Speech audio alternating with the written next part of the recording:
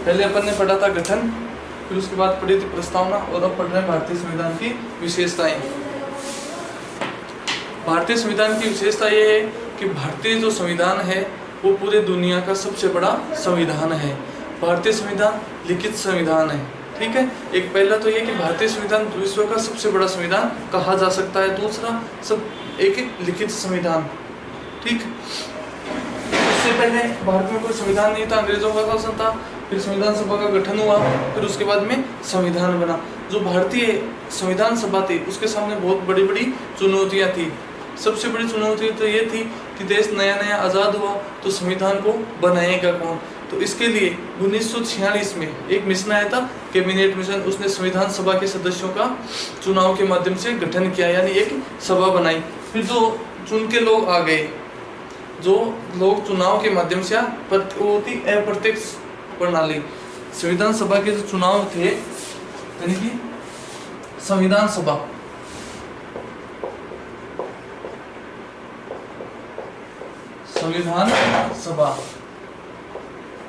ये जो संविधान सभा थी इसके जो सदस्यों का चुनाव हुआ था, वो चुनाव का माध्यम क्या था?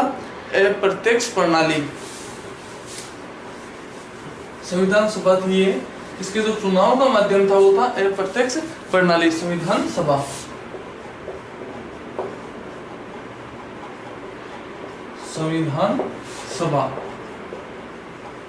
ठीक है, संविधान सभा थी तो इसके जो चुनाव की प्रक्रिया थी, यानी कि जो चुनाव की प्रणाली थी, क्या व्यवस्था थी? चुनाव प्रणाली,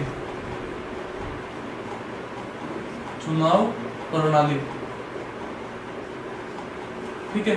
चुनाव जो प्रणाली थी वो थी अप्रत्यक्ष प्रणाली, अप्रत्यक्ष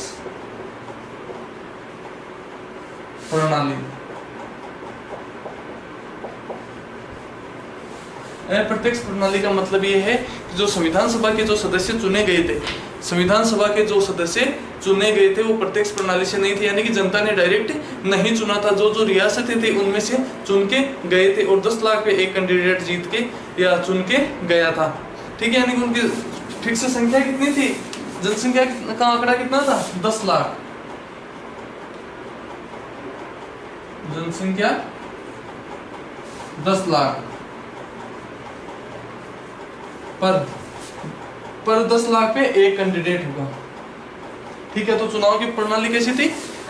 अप्रत्यक्ष प्रणाली थी। और उसी का कारण ये, अप्रत्यक्ष प्रणाली का कारण ये है कि देश इतना बड़ा था, ठीक है, और नया नया आजाद हुआ, तो इतने अपन सक्षम नहीं थे कि अपन चुनाव करवा सके संविधान सभा के लिए। प्रत्यक्ष प्रणाली से अपन चुनाव, यानी जनता से डायरेक्ट अपन संविधान सभा के सदस्यों का चुनाव कर सके, क्योंकि बहुत बड़ी चुनौती थी। जो देश 200 सालों से अंग्रेजों से आजाद हुआ था, तो जो संविधान सभा थी उसके सामने सबसे बड़ी प्रॉब्लम तो ये थी कि हम संविधान किस प्रकार का बनाएं, शासन प्रणाली किस प्रकार की हो, ठीक है।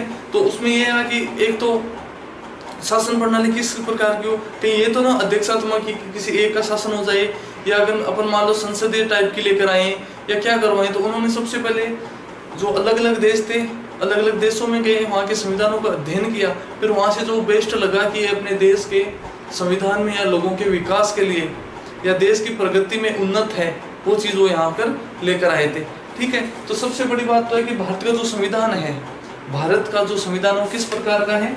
संविधान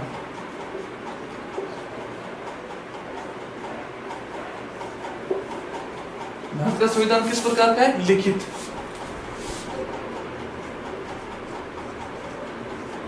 भारतीय संविधान किस प्रकार का है? लिखित।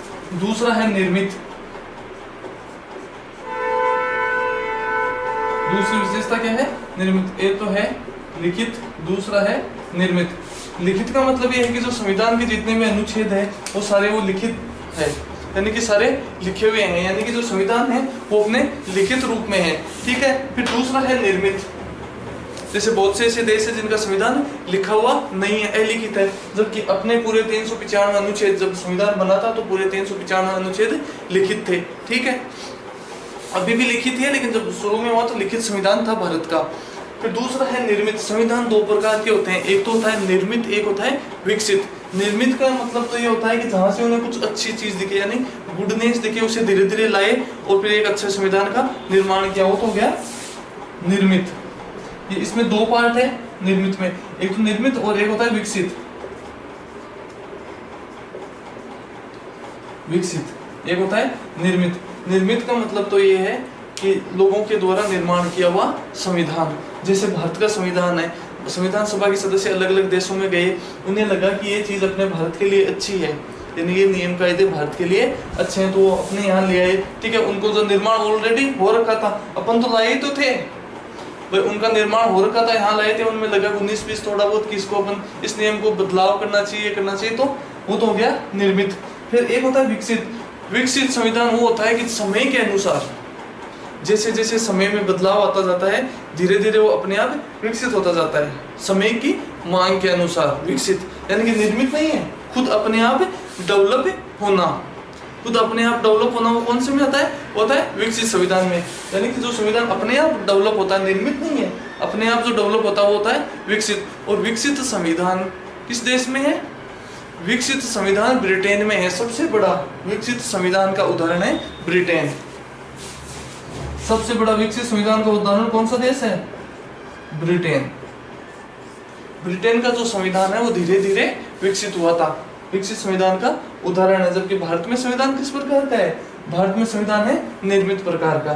ठीक है, तो भारतीय संविधान की दो विशेषता तो ये होगी कि भारतीय संविधान एक तो लिखित है, ठीक है, दूसरा निर्मित है। जबकि ब्रिटेन का जो संविधान है वो विकसित है। और निर्मित जो संविधान है वो दो प्रकार का होता है, एक तो ये निर्मित और दूसरा विकसित। निर्मित में जो बनाया गया, विकसित में जो अपने आप धीरे धीरे डेवलप हुआ, जो निर्माण नहीं किया, यानी फॉर्मेट नहीं था फिक्स।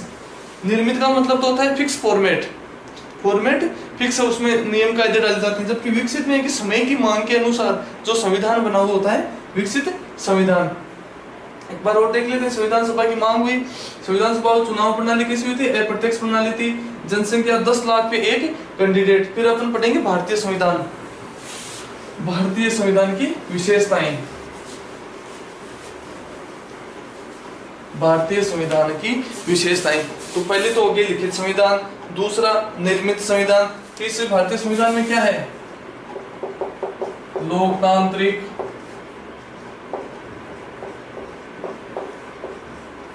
लोकतांत्रिक यानी कि जो भारतीय संविधान है वो लोकतंत्र पर आधारित है। चौथी है लोकतांत्रिक, व्यापक, गणराज्य,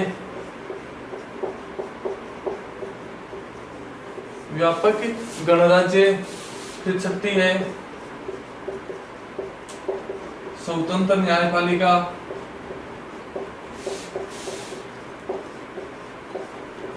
ठीक है। फिर है एकल नागरिकता,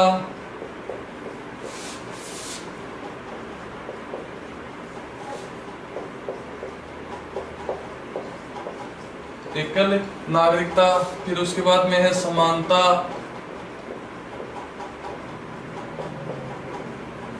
ठीक है। फिर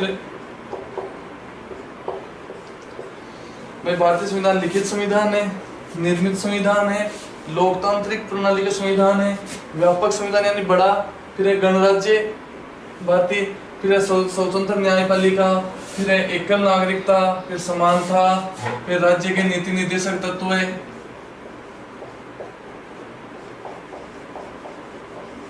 नीति निर्देशक तत्व है, और भी है, वो सारे अध्ययन करेंगे। तो सबसे पहले अपन देखते हैं ये संविधान, जो भारतीय संविधान की विशेषताएं। तो सबसे पहली विशेषता है कि भारतीय संविधान है वो लिखित प्रकार का है। भारतीय संविधान किस प्रकार का है? लिखित प्रकार का है। दूसरा है निर्मित, यानी जो भारतीय संविधान है वो निर्माण किया गया, विकसित नहीं है, निर्माण किया गया संविधान सभा के सदस्यों द्वारा, ठीक है। फिर तीसरा है लोकतांत्रिक।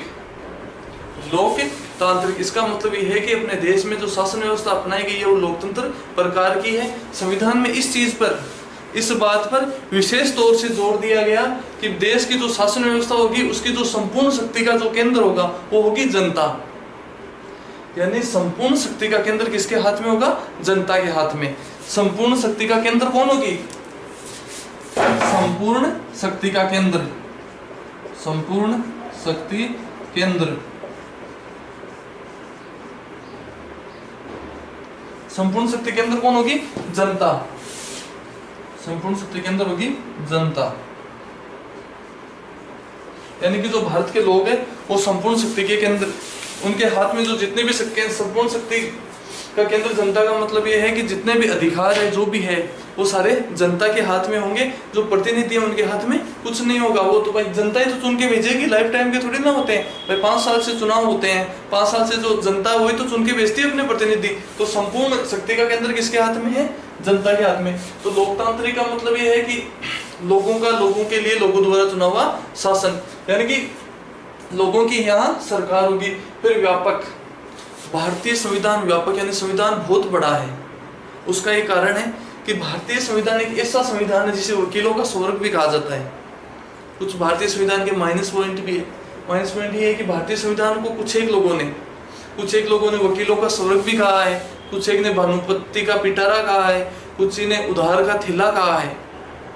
कहना आसान है, लेकिन ये सोचो कि संविधान में है क्या?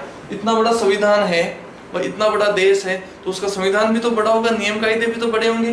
भारत में संविधान एक ऐसा है, जो भारत का संविधान है वो व्यापक इसलिए है कि यहाँ हर एक चीज, जो भी प्रॉब्लम उसका सबका सॉल्यूशन लिखा हुआ है। हर एक नियम को तोड़ने के जो सजा होगी या जुर्माना होगा वो सारा लिखा हुआ, इसलिए नियम बड़ा ही होगा।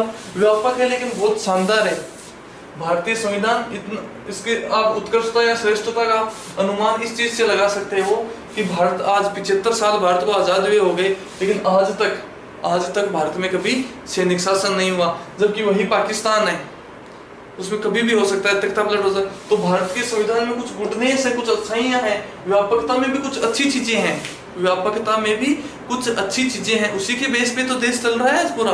भाई 75 साल हो गए, आज तक कभी संविधान के प्रति बगावत नहीं हुई, ठीक है। तो उसमें व्यापकता में भी कुछ अच्छी चीजें, तभी तो व्यापक है संविधान।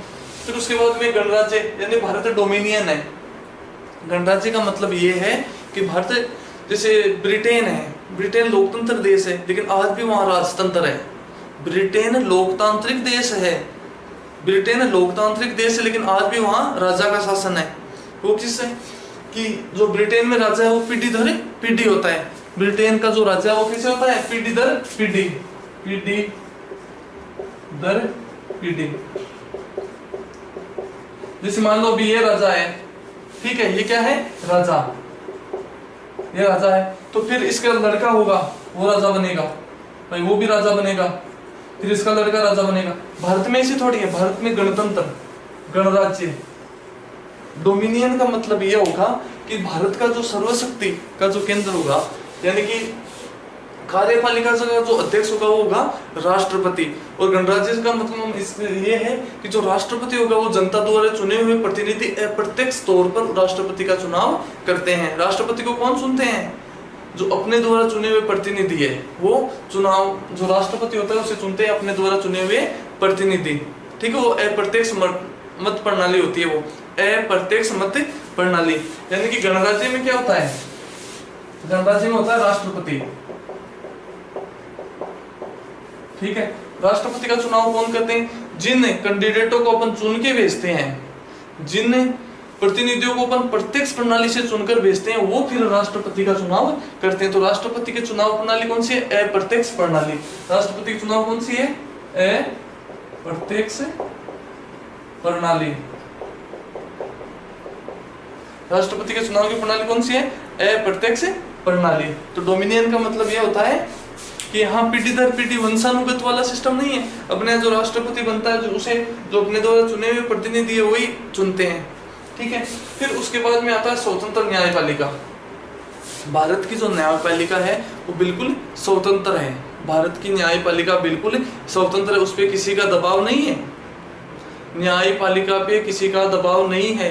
कार्यपालिका और व्यवस्थापिका उसका दबाव बिल्कुल भी नहीं है।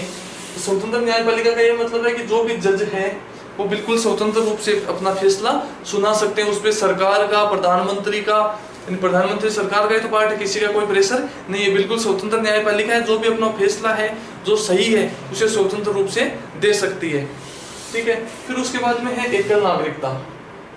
एकल नागरिकता, एकल नागरिकता ये कहां से ली गई? ये ली गई है ब्रिटेन के संविधान से। अपन ने पढ़ा था पिछली क्लास में एकल नागरिकता।